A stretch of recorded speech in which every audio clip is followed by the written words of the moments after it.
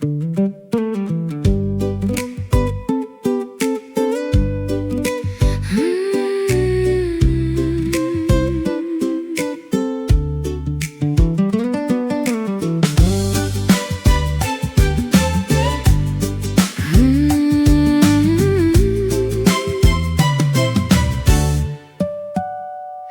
loved you like I never loved you before, but you changed the day you walked out that door. You went and got help while I was in despair. I didn't believe our love was going anywhere. Oh, I'm singing these blues since you've gone away. You found your path, but I'm lost in yesterday. I'm waiting on a sign, maybe just a clue, but until then I'll keep on singing these blues.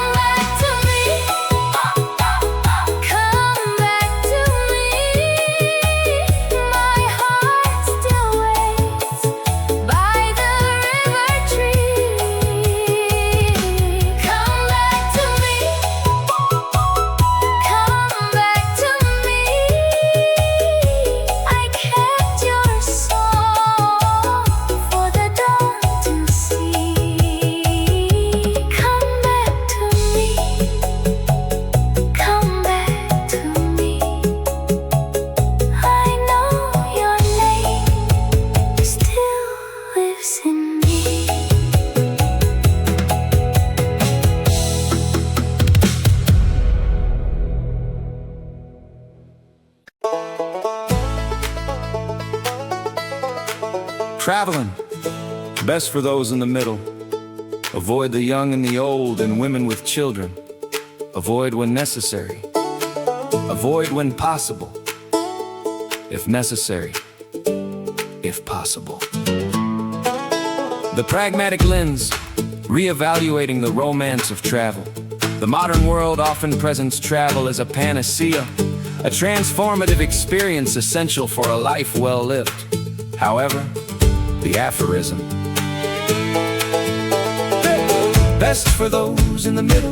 Avoid the young and the old and women with children. Avoid when necessary. Avoid when possible. If necessary, if possible. Offers a starkly different perspective. It strips away the romantic veneer of the wanderlust narrative, replacing it with a cold, pragmatic assessment of movement as a logistical and psychological burden. By framing travel not as a leisure activity, but as a trial of endurance, this sentiment invites us to consider the hidden cost of displacement. The anatomy of capacity, the middle path. The aphorism's insistence that travel is best for those in the middle speaks to the physical and mental stamina required to navigate the friction of the world. The middle refers to that window of life characterized by peak autonomy, an age where one is neither burdened by the fragility of youth nor the infirmities of old age. To travel with the young or the old is to engage in a constant negotiation with dependency. The young lack the context to appreciate the journey and the resilience to handle its discomforts. The old may possess the wisdom but lack the physical vitality to endure the rigors of transit. Similarly, the mention of women with children points to the immense psychological and logistical encumbrance of caretaking. In this view, travel is an individualistic pursuit that demands a high degree of self-sufficiency. It suggests that when the primary focus of a journey is the management of others' vulnerabilities, the travel itself ceases to be an exploration and becomes an exhausting labor of logistics. The philosophy of avoidance, travel as a trial. The most striking aspect of the aphorism is its repetitive emphasis on avoidance. Phrases like avoid when necessary, and if possible, frame travel as a necessary evil rather than a desired luxury. This suggests a stoic or even cynical worldview where the default state of human flourishing is stability, not motion. When we are told to avoid travel, it implies that the act of moving from one place to another is an interruption of the soul's peace. It characterizes travel as a state of betweenness that exposes us to unpredictability, exhaustion, and the loss of routine. By suggesting we only travel if necessary, the aphorism challenges the idea that movement is an inherent good. It asks the traveler to justify their departure. Is the destination worth the friction of the journey? Is the knowledge gained worth the energy expended? A critique of bucket list culture. In an era of mass tourism and Instagrammable destinations, this aphorism serves as a radical critique. Today's culture encourages us to travel constantly, often for the sake of social currency rather than genuine necessity or growth. We are told to see it all before we die, leading to a frantic bucket list mentality that prioritizes the quantity of stamps in a passport over the quality of the experience.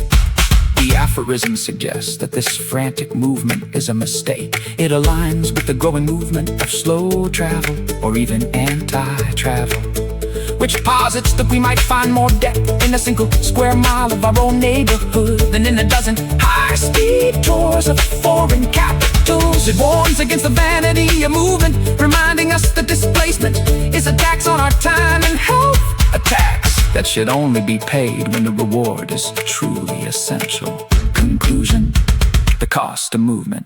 The core wisdom of this aphorism lies in its recognition of travel as an expenditure. Every mile traveled is a withdrawal from our reserves of energy, patience, and stability. By advising us to wait for the middle of life and to avoid the complications of dependency, it emphasizes that travel is a high-stakes activity that requires a specific kind of readiness. Ultimately, it teaches us that while movement can be transformative, it is not free. True True travel is a weight that should be carried only when we are at our strongest.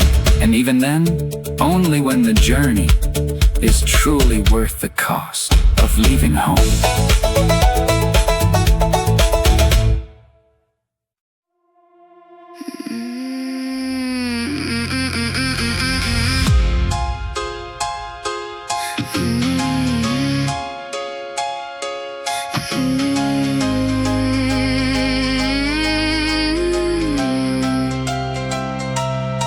Gave my last ounce of strength while the knife stayed in my back. Poured everything out for the ones I refused to lack. Blood don't make a family, that truth hit hard and clean. I chose my own loyal hearts in a world that's mean. They showed me I can only trust the reflection in the glass. So I pulled those blades out slow and sharpened them to last. Burning, I'm on fire. Light shines so bright. It wakes the night, lights your day, scares the ghosts away. No more pain, I'll burn everything that tries to bring you pain. And emotions ripping through me back to back, no relief. Love and rage and emptiness, fighting for belief. I'm barely holding balance, drowning in the noise, but I swallow it all down just to give them all my voice. I'll show them who's the real threat. I'll settle that score. I'm on fire, burning hot, burn everything in sight. I'm on fire, lights so bright, you'll never have to worry again. You'll never have to worry again.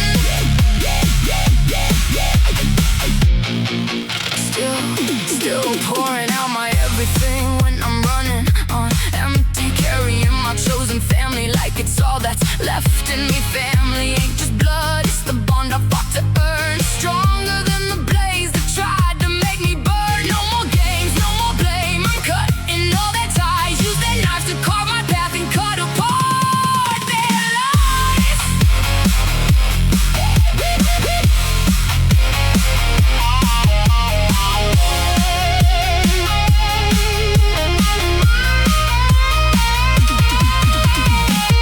Use my fire to mend your heart. Melt metal into the cracks, I'll always have your back. I'm on fire. I'm on fire. Yeah, I'm on fire, baby. I'm on fire for you. Let my light heal you. You'll never travel alone again. 37 years of trauma, cheating, lying, blame. They tried to bury the fighter, but I'm still in the game. Emotions hit like thunder, rolling through my veins. Grief, then fire, then hope, driving me insane. I can only trust myself, that's the truth they burned in me. Every hand that held me turned around and buried me, but I'm still here, still here, still pouring out my fight. You can't kill a fire that learned how to ignite. I'll never let the dark creep in, light shine so bright.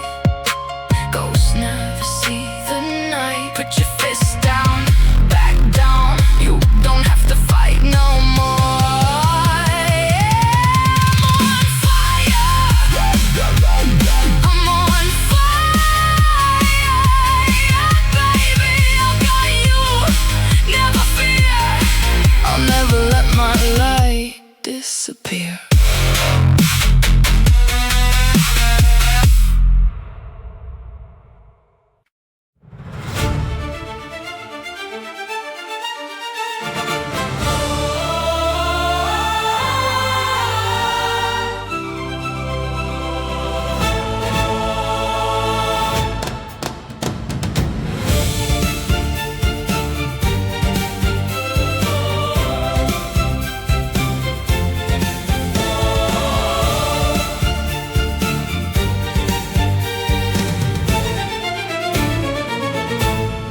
Together we rise, one fellowship strong. Hope ignites vision, a radiant song. Every culture thrives in light we give. Purpose and courage show how we live. Our calling is more than tasks we keep. We shape the future, foundations deep. Every challenge turns to chance we see. Rays of belief guide our destiny. Oh, the power of positive leadership. Faith and grit guide our fellowship. Purpose drives us, excellence we chase. Optimism shines in every space. Shared vision, dreams lifted high. Inspiration burns, belief won't die. Together we rise, together we shine. Impact the world with hope divine. Victory comes when hearts unite. Every step leaves traces of light.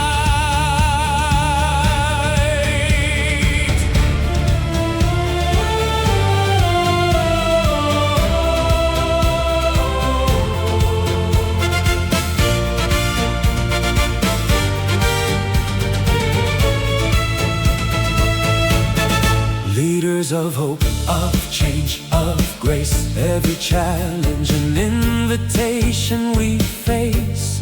Aspire higher, inspire deep. Dreams of tomorrow and trust we keep. Every team united, strong and true. Resilient hearts in all we do.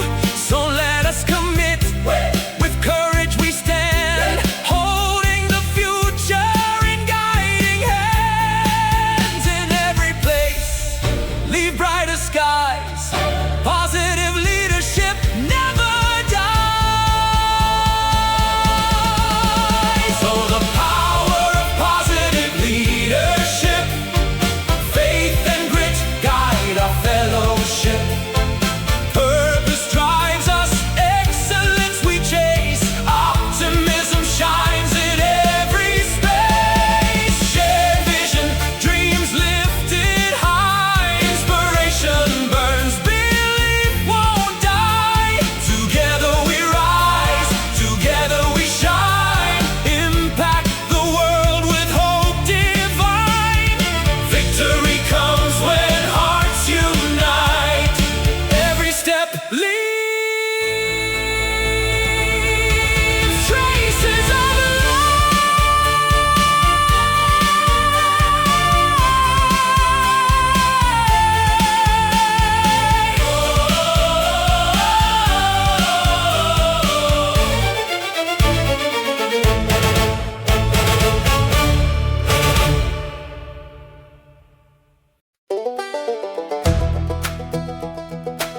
Man between presence and absence. In his visual works, the Saudi artist Ali Safar, Ali al-Safar, paints a world in which the bodies and shadows intertwine, and the bodies become symbols of questions larger than reality itself. Between painting and painting, yellow takes us on a journey from mystery to serenity, from optical overcrowding to luminous abstraction.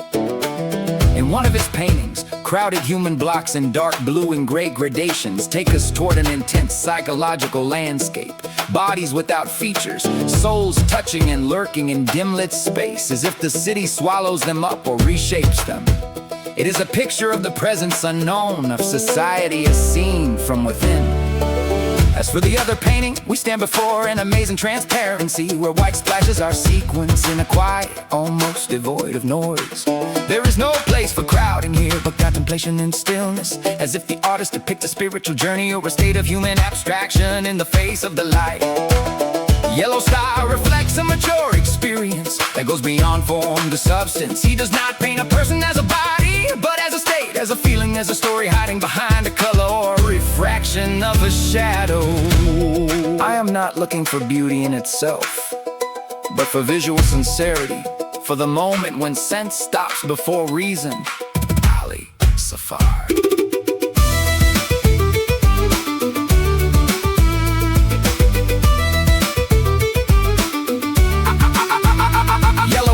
participated in exhibitions within the kingdom and abroad. Among the highlights of the Sardis and Timber Yard exhibition in Paris, the Arab Youth Panel in Cairo, alongside local entries in Riyadh, Jeddah, and Dammam. He has received awards of appreciation from the Ministry of Culture and the Fine Arts Societies, and some of his works have been acquired within private and institutional groups. In his work, Saudi artist Ali Al-Safar constructs a world where identities and shadows merge and human figures evolve into symbols for questions beyond the visible. Between one canvas and another, Al-Safar invites us on a journey from mystery to clarity, from crowding forms to spiritual metamissional. Using one piece, a mass of anonymous bodies is immersed in gradients of blue and gray. Faces are blurred and the space feels dense, as if the city is not just physical but psychological, absorbing its people, reshaping the presence. It is a portrait of collective anonymity of the interior landscape of modern society.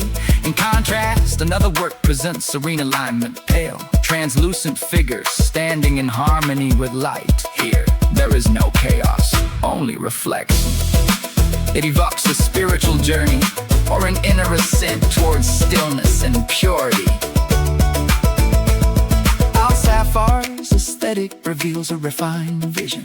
He does not paint bodies, but states of being, feelings suspended in color, silence hidden in shadow.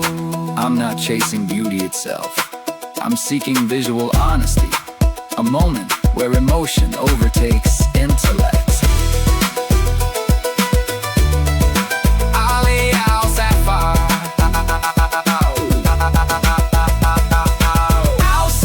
has exhibited in both local and international venues, including contemporary Saudi art in Paris, the Arab Youth Biennale in Cairo, and numerous shows across Riyadh, Jeddah, and Dammam. His work has earned recognition from the Ministry of Culture and Visual Arts Associations, and his pieces are held in private and institutional collections.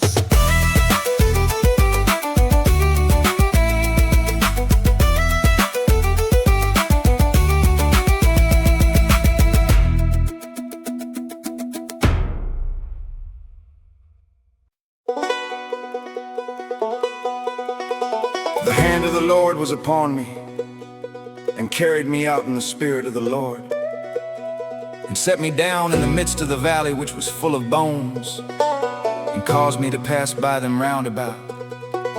And behold, there were very many in the open valley, and lo, they were very dry. And he said unto me, Son of man, can these bones live? And I answered, O Lord God, thou knowest. Again, he said unto me, Prophesy upon these bones, and say unto them, O ye dry bones, hear the word of the Lord.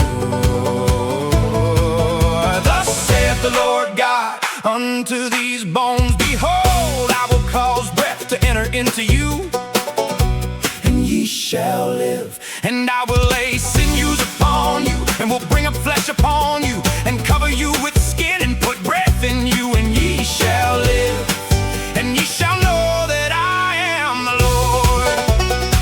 So I prophesied as I was commanded, and as I prophesied there was a noise, and behold a shaking, and the bones came together, bone to his bone. And when I beheld, lo, the sinews and the flesh came up upon them, and the skin covered them above, but there was no breath in them. Then said he unto me, Prophesy into the wind, prophesy, son of man, and say to the wind, Thus saith the Lord God, Come from the four winds, O breath, and breathe upon these slain, that they may live.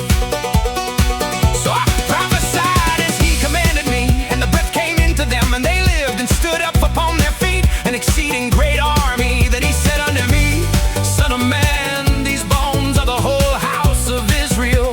Behold, they say, Our bones are dried, and our hope is lost. We are cut off for our parts.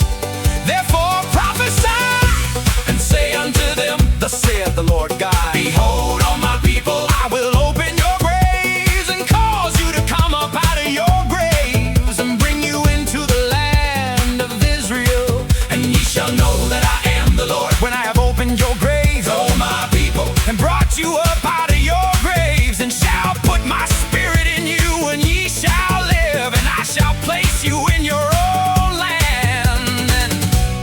Israel, you know that I, the Lord, have spoken it and performed it, saith the Lord.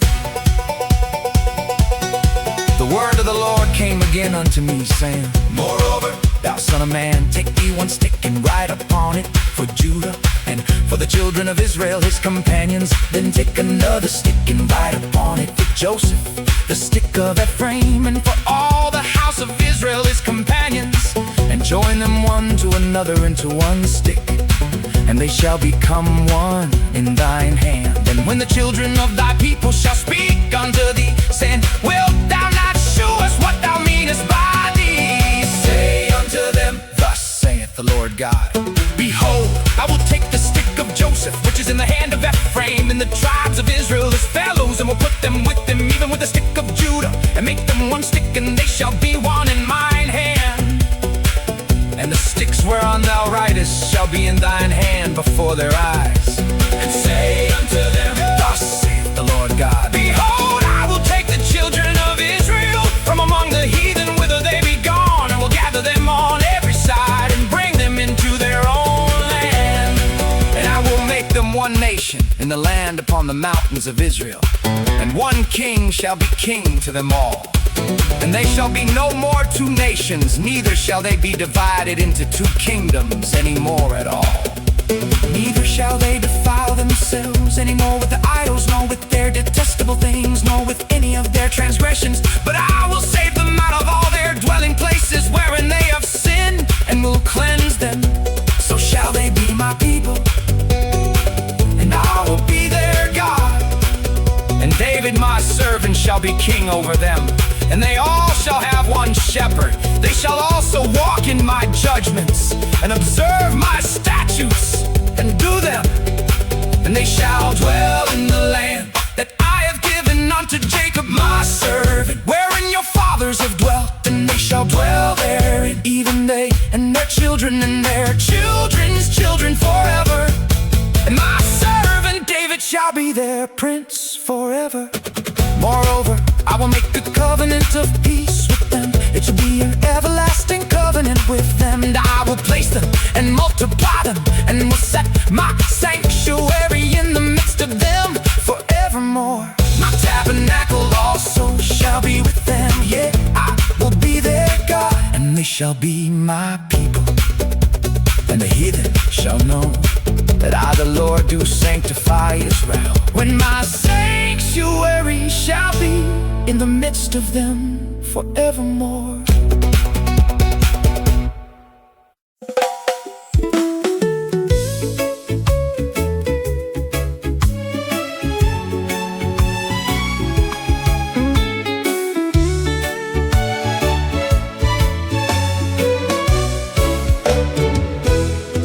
God knew what I could not see.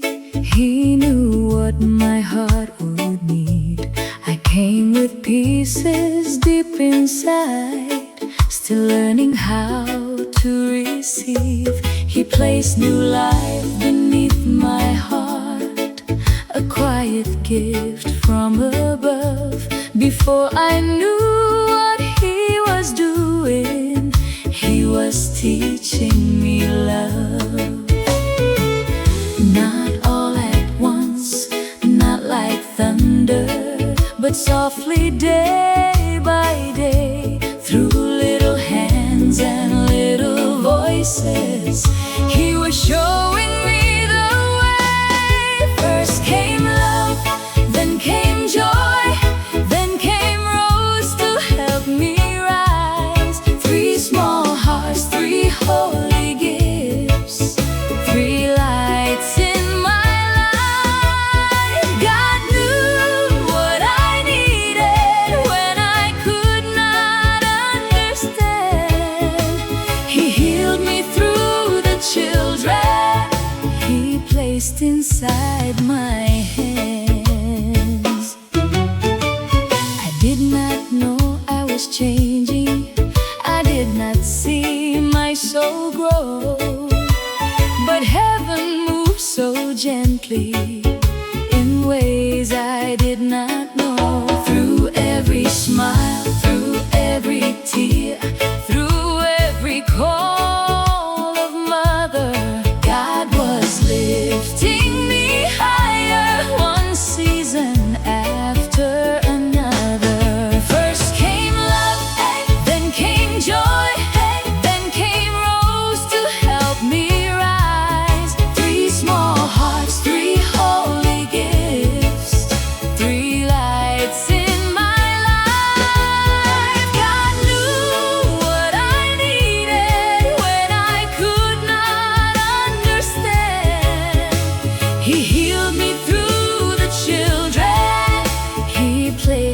inside my hands.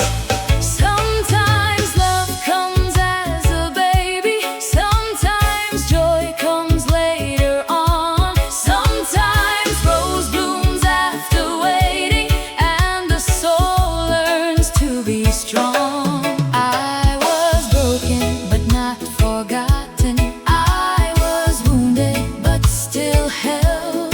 God was writing mercy in the story I could not tell. First came love, then came joy, then came rose to help me rise. Three small hearts, three holy gifts, three prayers beneath the sky. God knew what I needed before I ever knew. He healed me through my children and made my heart brand new. Not all at once, not like thunder, but softly more and more. Through love, through joy, through rose, my soul learned how to soar.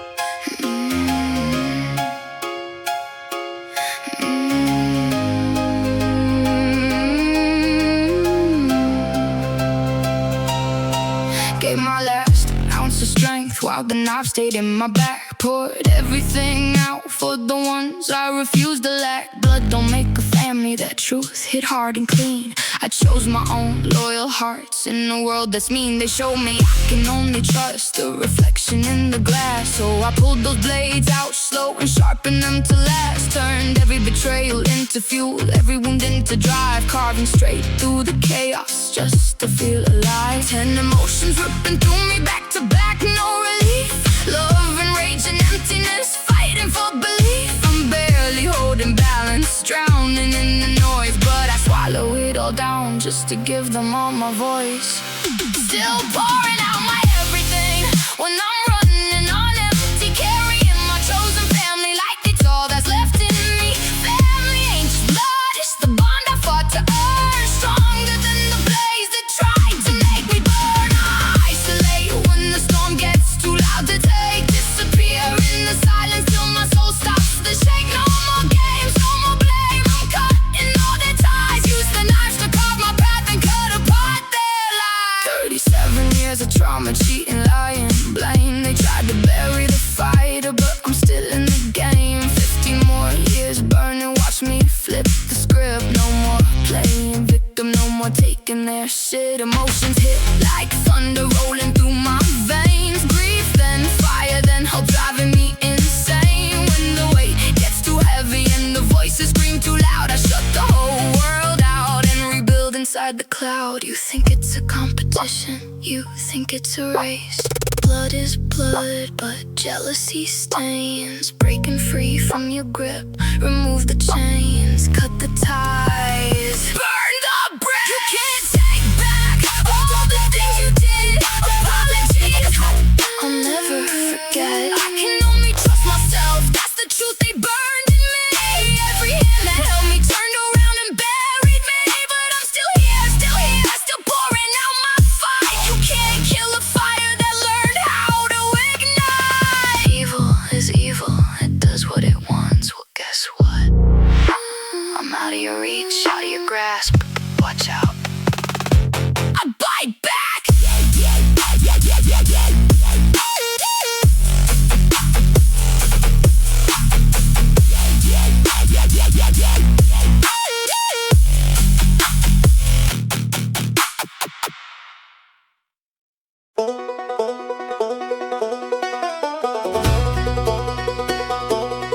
Waiting, how to move through the time, all while staying still, while being still as the time.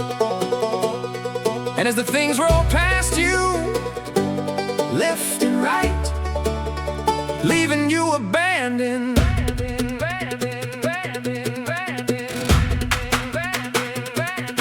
Hard time. The heart of doing time is doing time without becoming undone.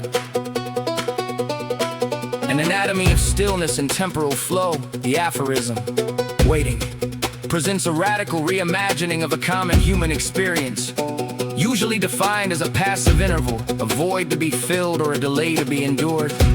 Waiting is here recast as an active existential discipline. The text suggests that waiting is not the absence of action, but a specific mode of moving through time that requires a profound reconciliation between the self and the temporal medium. The paradox of temporal kinesis, the central tension of the aphorism lies in the paradox of physical stillness paired with temporal movement. In a conventional sense, movement requires a change in spatial coordinates over a duration of time. However, the aphorism suggests a form of moving through that occurs precisely because one is staying still. By remaining physically fixed, the subject ceases to compete with the external world's velocity. This stillness allows the individual to observe the internal mechanics of time. Woo! When the body stops, the consciousness is forced to engage with the sheer weight and flow of the present moment. It is a transition from spatial kinesis to temporal kinesis. The subject is no longer traveling through a landscape, but is instead traveling through the when, becoming the medium. As the time, The most philosophically dense portion of the text is the directive to exist. as the time, Normally, humans experience time as an external force, a river that carries us along or a clock that dictates our pace. We are subjects in time. To move as the time implies a dissolution of the boundary between the observer and the observed. To become as the time is to achieve a state of radical presence where the ego's resistance to the passing second vanishes, and in this state the individual does not spend or waste time. They embody it.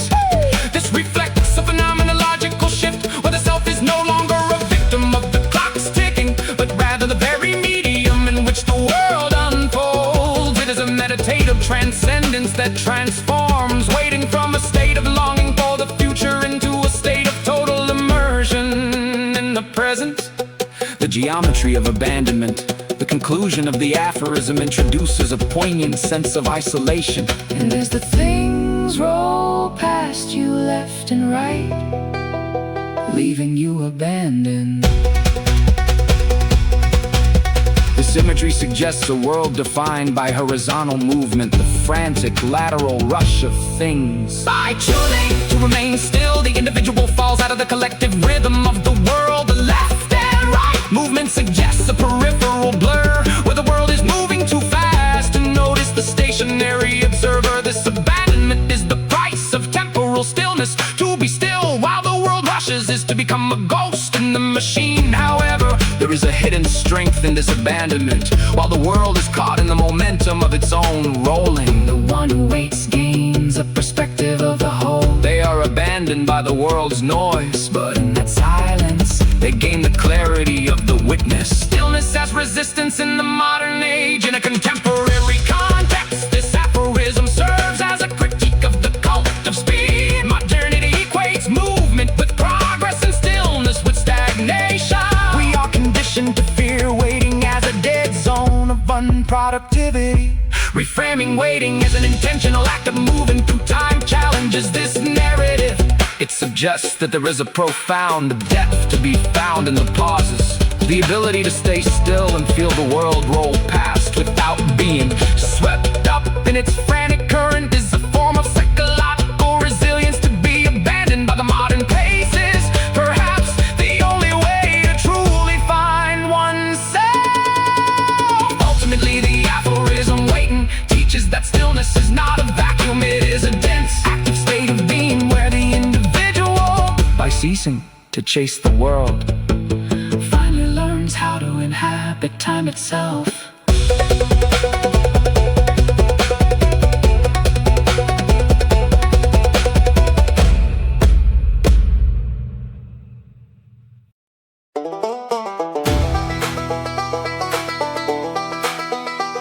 Modern and contemporary arts appeared in Europe and America in special cultural and political contexts and societies without others, making them diverse in different schools, trends, and streams.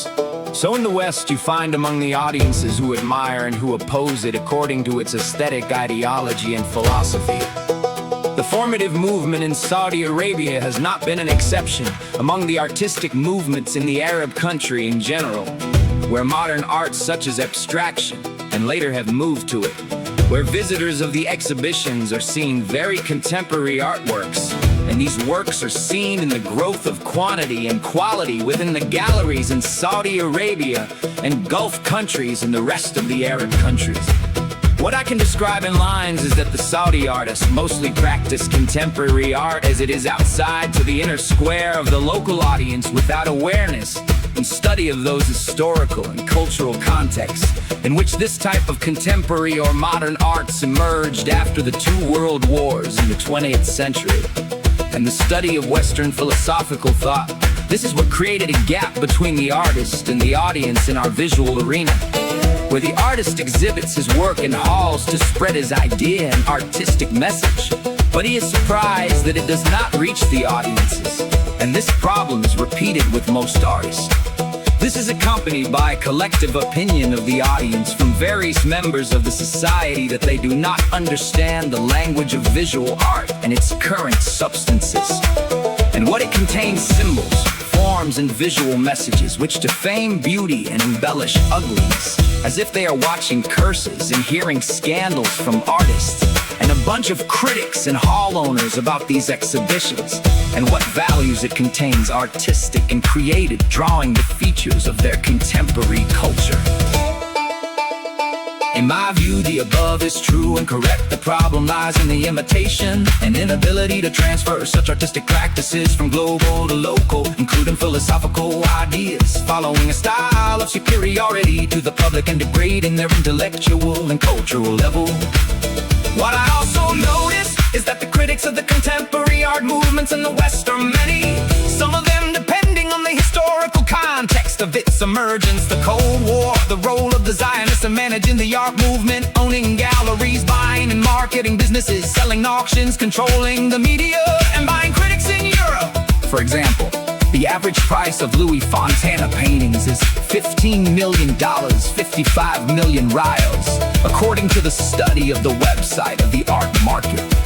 Observer 2016, I advise you to review what Dr. Zainab Abdulaziz, a professor of art philosophy and beauty science, wrote in her book, The Modern Art Game, which is based on French documents that reveal important pages and events that have been darkened in the creation of contemporary art, and Georgina Adams' book 2017 also, which explains the secrets of the art market. From a personal experience, I admired and inspired some contemporary works of close artists, later discovered that they got imitated from the experiences of Western artists, and I was surprised by it when I visited exhibitions and museums abroad, and by direct conversation with the artist himself about his philosophy of his work and what it contains. I was amazed by the naivety of the message and the perspective with the skill and execution, enthusiasm and great attraction towards the contemporary and globalization, as it works in exhibitions of bodies without solace and identity. Katama, I recommend my fellow artists on the necessity of thinking, contemplating, observing, and developing culture about the philosophy of art and the global cultural movement, to know the historical roots of contemporary arts and analyze its reality, to know its rewards, changes, and steward its future, to make use of their artistic skill and visual creativity to build an artistic experience that the audiences can witness, to have contributed to the formation of their consciousness and the development of the taste and aesthetic sense, creating a positive trend towards art and artists.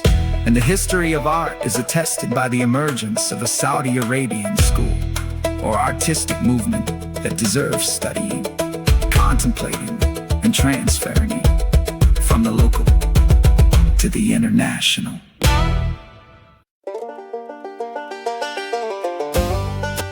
Sometimes nothing.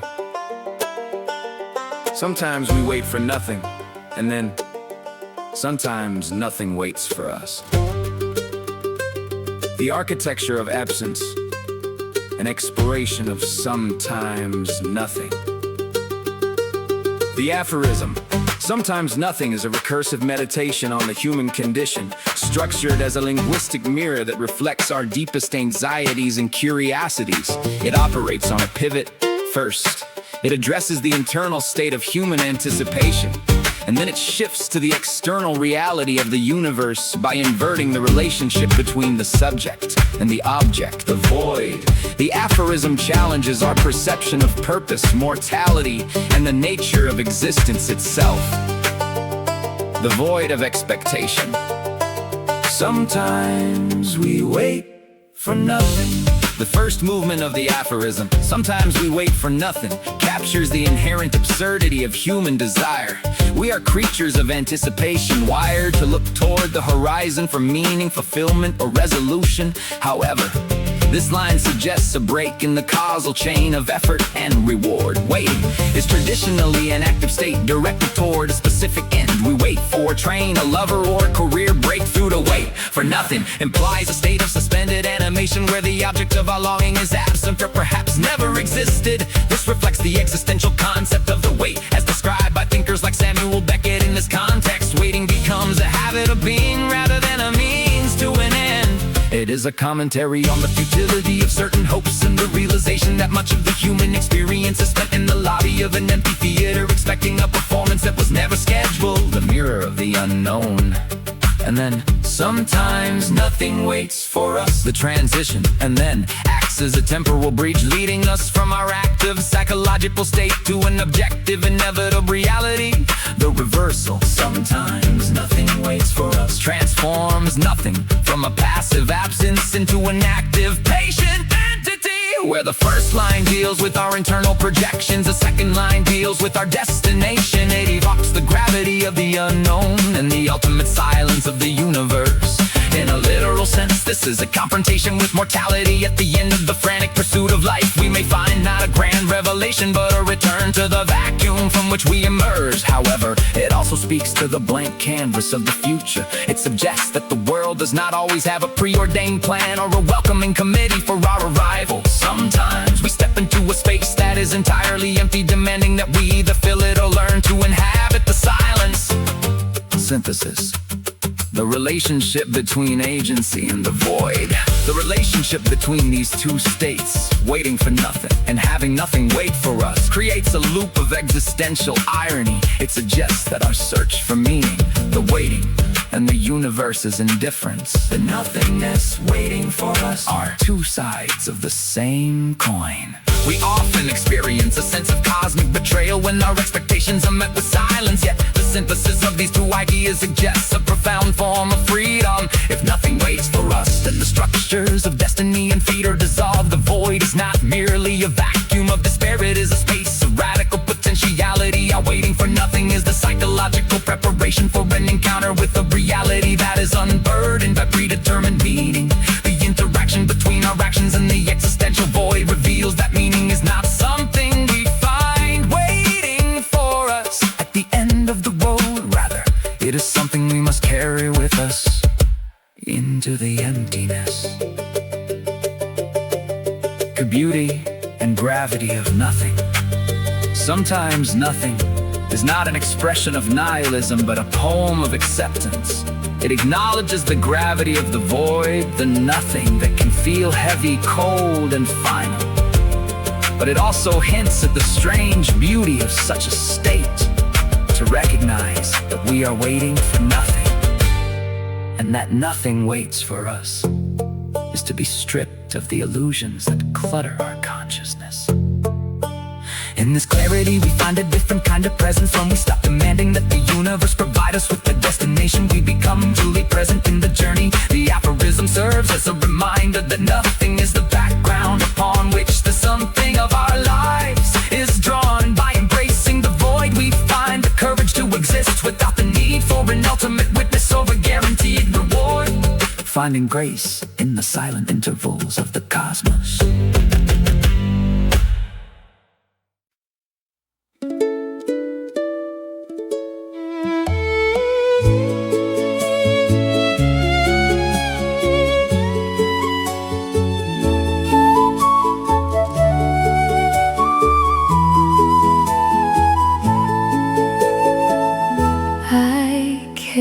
carried 9 months of love, a small life beneath my heart, a gift from God above. I was still learning how to become whole, but love was growing quietly deep inside my soul. 3 sacred seasons, 3 holy gifts. God placed them in my arms and taught my heart to live. Love came first, then joy followed near. Then rose came blooming and beauty reappeared. Then came my 9 months of joy, like laughter after silence, like light I could not avoid. My heart began receiving the grace I could not see. Joy came like a gentle song and slowly healed in me. 3 sacred seasons, 3 holy gifts. God placed them in my arms and taught my heart to live. Love came first, then joy followed near. Then rose came blooming and beauty reappeared.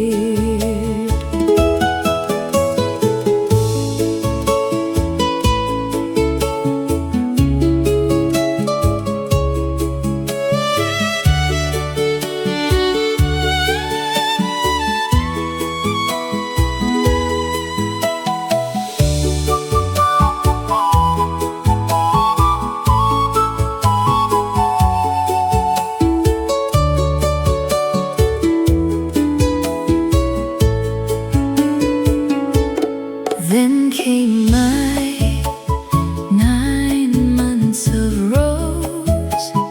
Something opened softly, something in me rose. Above the pain I carried, above the years I knew, my spirit started soaring toward a life made new. 3 children, 3 blessings, 3 lights from above. One taught me love, one taught me joy. One came like roses blooming through the rain, and all 3 showed my heart how to live again. 3 sacred seasons, 3 holy gifts. God placed them in my arms and taught my heart to live. Love came first, then joy followed near. Then rose came blooming and beauty reappeared. 3 children, 3 seasons, 3 gifts from above.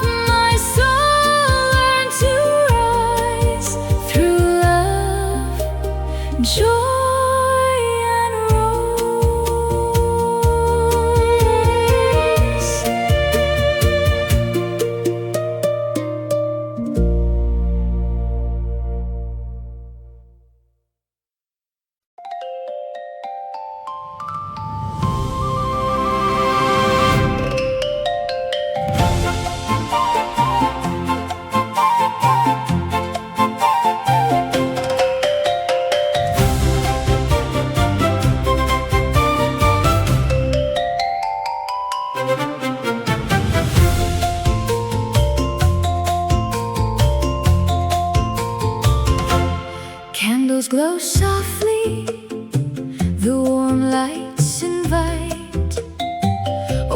a table set perfectly.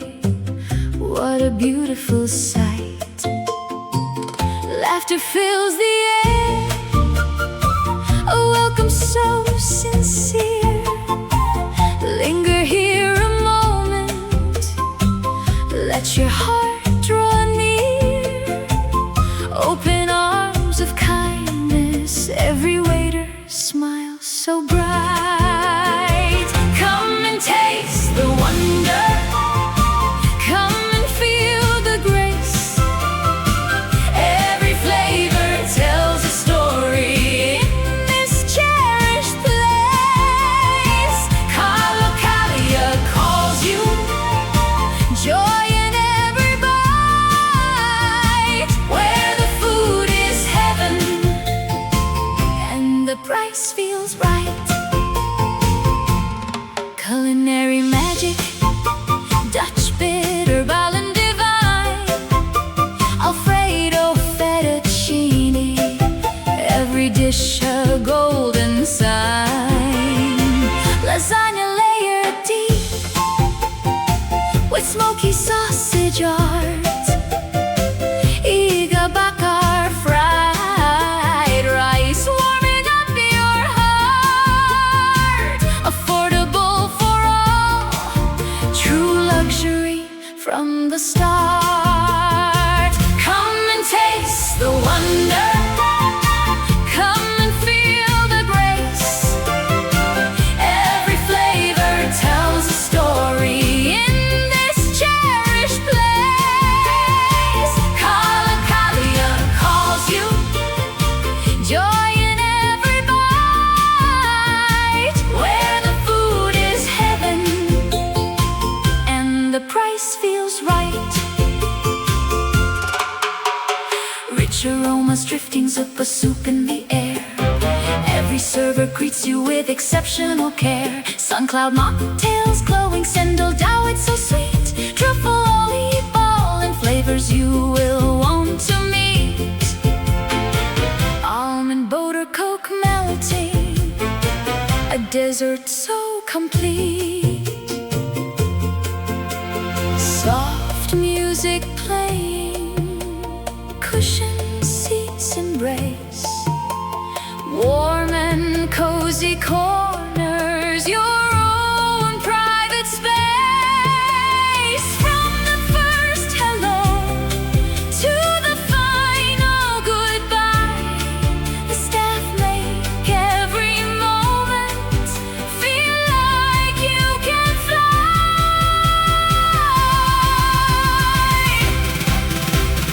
Unforgettable moments shared with those you love. Rum and raisin gelato, sweetness from above. Avocado float that dances on your tongue, nourishing the soul with every song unsung. Taste and see that goodness, Calicalia, second to none. Come and taste the wonder, come and feel the grace. Every flavor tells a story in this cherished place. Calicalia calls you, joy in every bite. Where the food is heaven and the price feels right. Where the food is heaven and the price feels right.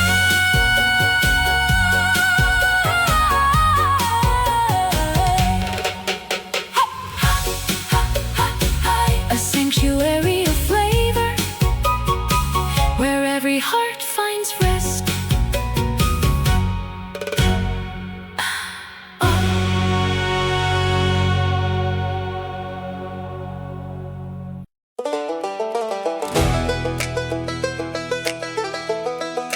Mechanism of vision and image psychology.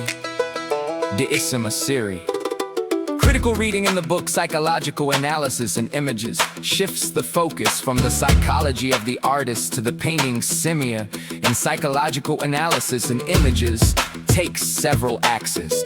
First axis, theoretical collection of image epistemology, and in it, one psychobiography with the psychobiography.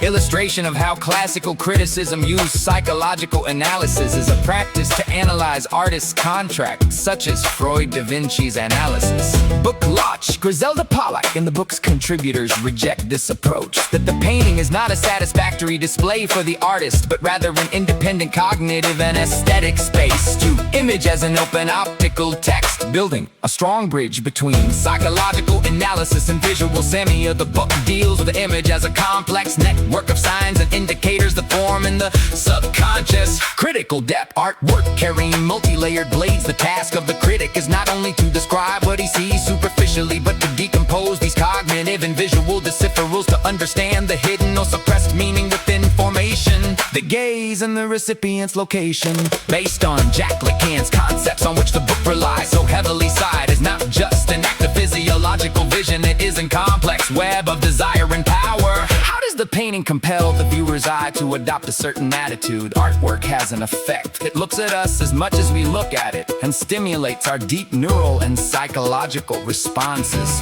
The application aspect of the tools for disassembly of artwork. How do we use the ideas of this book as a methodological tool within the financial professional? Dual eye reading methodology proposes an applied methodology that integrates metaphysical analysis, similar to Edmund Feldman's approach to description, metaphysical analysis and psychological interpretation. In a practical step, the critic begins analyzing composition, lines, blocks, and colors, either in strict abstract schools like supremacy and Bohas, or in arts loaded with heritage insects. Then it moves on to understand how these formative elements create a psychological state, or how they embody visual conflict. The impact of memory and time on the painting, using book tools to analyze how collective and individual memory attends artwork. When reading the works of pioneers, whether in Iraqi, Egyptian, or Saudi art, we do not look at heritage symbols or decorations as mere nostalgia for the past, but as an attempt by the optical unconscious to restore an identity or restore a lost balance by restructuring it in modern forms. Create a flow in the subject. Analysis of the interaction of the artist's body with the material of the work. We ask, how do the neurological and psychological reactions translate into brushstrokes or rough touches? According to the book, the substance itself becomes a medium for translation of unspoken desires. Third axis. Critical summary of the editor's biography and the status of the book. A little about Griselda Pollock is a professor of art history at the University of Leeds, and a pioneer in dismantling the male untraditional curriculum in reading art history. She boldly infused feminist theories and contemporary psychological analysis into the heart of academic criticism. The importance of the book. Psychological analysis and image is not just a historical book, but a practical guide that enriches the tools of the modern critic and frees it from impressionistic reading to provide a scientific analysis that links creative processes, neural networks of understanding, and psychological depth of receiving.